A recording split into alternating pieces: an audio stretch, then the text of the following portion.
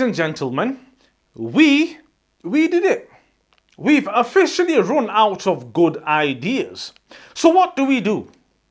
We stab the problem with metal on the street because nothing says modern urban planning like weaponizing the pavement. This spike will shred your tire if you park where you're not supposed to. In the UK, people often park illegally on sidewalks, so they installed pressure-activated spikes. When a car drives over them, the weight triggers the spike, instantly piercing the tire. But don't worry, they won't hurt you because a human's weight isn't enough to activate them.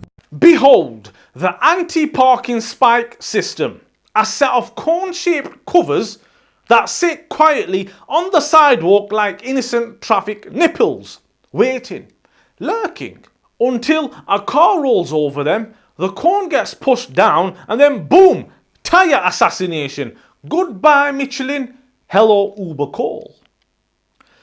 Now the creators claim it's completely safe for humans because a person's weight supposedly isn't enough to trigger the spike.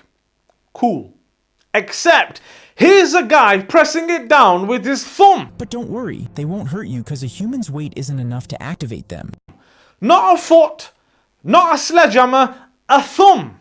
A basic untrained civilian thumb.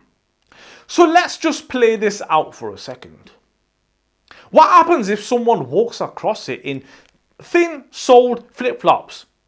Or your nan in her orthopedic sketches? Or a toddler with the combined weight of a watermelon and dreams? But wait, here's the worst case scenario. Imagine someone trips on the pavement. Maybe they are texting. Maybe they stepped on a loose stone. And they go flying, head first, right onto one of these cones, cone compressors, spike rises, human gets skewered like a Sikh kebab. Congratulations. Your city just unlocked a DLC for Mortal Kombat Urban Edition. But okay, let's pretend it doesn't kill pedestrians.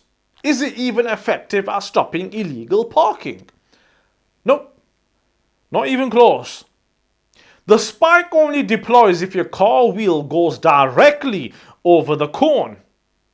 So if a driver just takes a slightly wider angle or reverses at a curve, they can avoid it entirely. You could park a clown car between the cones if you wanted. So now you've just spent taxpayer money installing medieval landmines that can be dodged by anyone with a steering wheel and a nursery level education. And even if a tyre does get punctured, then what? The car doesn't explode. It just slowly deflates, giving the driver a good 10 to 15 seconds to park it illegal anyway. So now you've got a stranded car and a traffic hazard. So let's just tally this up, shall we? Dangerous to pedestrians. Tick. Easily avoidable. Tick. Doesn't stop illegal parking. Tick. Potential to impale joggers, children, or that one guy who always rollerblades for some reason. Tick, tick, tick. But hey, at least it looks cool. Like something Batman would install in front of the Batcave, if Batman had a crippling hatred of Toyotas. This isn't a solution. This is what happens when a city planner plays too much twisted metal and forgets people actually live here. So next time someone says, let's stab the tyres to solve the problem, maybe just, I don't know, write a ticket instead.